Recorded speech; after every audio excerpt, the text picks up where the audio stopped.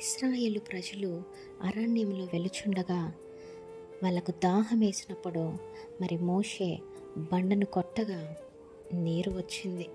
మరి ఎక్కడా కూడా అరణ్యంలో వాటర్ అనేవే లేవు. కానీ దేవుడు అక్కడ ఒక నూతనమైన క్రియను వారి మధ్యన చేసి ఉన్నాడు. మరి భౌతికపరమైన దాహాన్ని తీర్చి ఉన్నాడు. మరి అదే విధముగా ఆధ్యాత్మిక జీవితంగా ఎవరైతే క్రొత్తగా జన్మిస్తారో పాతవన్నీ కూడా వారి జీవితంలో గతించిపోతుంది.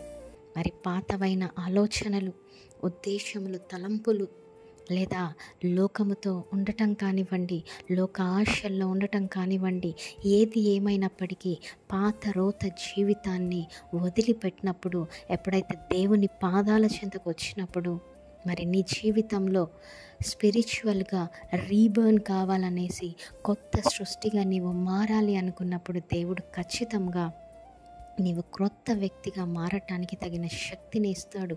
కొత్త కొత్త తలంపులను నీకు ఇస్తారు. ఆయన కోసం వాడబడుటకు, నూతనమైన కార్యములను చేయుటకు నిన్ను గొప్పగా కూడా వాడుకుంటాడు. మరి నమ్మండి, విశ్వసించండి, ఈ వాగ్దానాన్ని ఎత్తిపట్టి ప్రార్థించండి.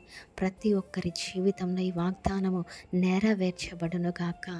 ఆమేన్. Praise the Lord. Have a great day.